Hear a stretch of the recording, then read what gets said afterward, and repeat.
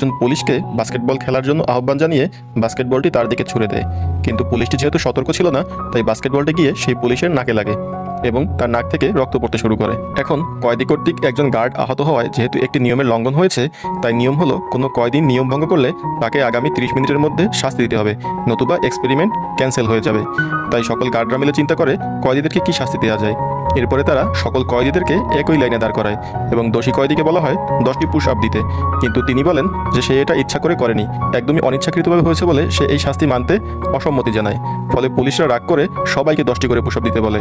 তখনই কয়েদিদের মধ্যে থাকা একজন ব্যক্তি, যে কিনা আগেও জেল খেটেছে, সে এই শাস্তি মানার জন্য তৈরি হয়ে যায়।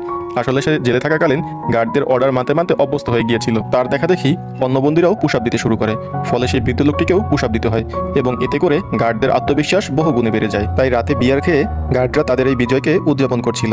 দ্বিতীয় দিন সকালে কয়েদিরা দেখতে পায় তাদের নাস্তায় অনেক ভালো ভালো খাবার দেওয়া হয়েছে, তাই তারা সবাই প্লেট ভর্তি করে খাবার নিতে থাকে।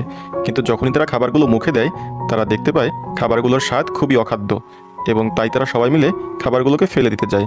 কিন্তু যেহেতু শর্ত ছিল কেউ কোনো খাবার নষ্ট করতে পারবে না, তাই গার্ডরা তাদেরকে বাধা দেয়। আর এতে করে কয়েদিরা ক্ষুব্ধ হয়ে গার্ডদের গায়ে খাবার ছড়ে মারতে থাকে। খাবার ছোড়াছড়ির ফলে যেহেতু একটি নিয়ম ভঙ্গ হয়, তাই গার্ডদের দায়িত্ব আগামী 30 মিনিটের মধ্যে কয়েদিদেরকে শাস্তি দেয়া।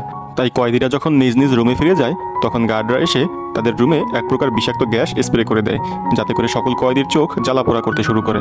এবং এর সবকিছু যেহেতু শুরু হয়েছিল টার্বিসের মাধ্যমে, তাই তারা টার্বিসকে হ্যান্ডকাপ দিয়ে শিকের সাথে বেঁধে রাখে। এরপরে একটি পুলিশ আয়নায় গিয়ে নিজেকে দেখতে থাকে এবং খুবই গর্ববোধ করে। পরের দিন সকালে সকল কয়েদিকে লাইনে দাঁড়াতে বলা হলেও বেনজি তার বিছানায় শুয়েছিল।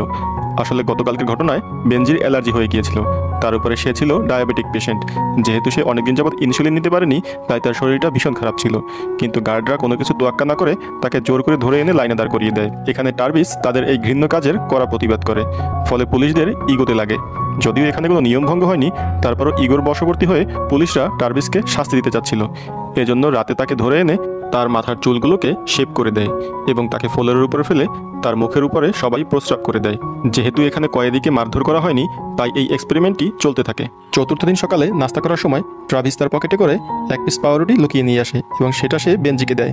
কিন্তু বেনজি তখন ট্রাভিসকে বলে, বন্ধু, আমার এখন খাবারের থেকে ঔষধ বেশি প্রয়োজন। আসলে বেনজি যেহেতু গত 24 ঘন্টায় কিছুই খায়নি, তাই ট্রাভিস তার জন্য এই খাবারটুকু লুকিয়ে এনেছিল। কিন্তু বেনজির ঔষধগুলো বাহিরে একটি স্টোর রুমে রাখা ছিল।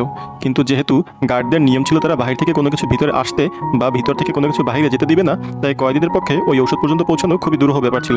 এই জন্য ট্রাভিস বুদ্ধি করে একজন ভালো গার্ডকে রাজি করায় সেই ঔষধ এনে দেওয়ার জন্য। এরপরে সেই ভালো গার্ডটি যখন স্টোর রুমে যায় বেনজির ব্যাগ থেকে ঔষধ বের করতে, তখন অন্য গার্ডরা সিসিটিভিতে সেই ফুটেজটি দেখে ফেলে এবং তাকে গিয়ে হাতে নাতে ধরে তার কাছ থেকে ঔষধটি নিয়ে নেয় এবং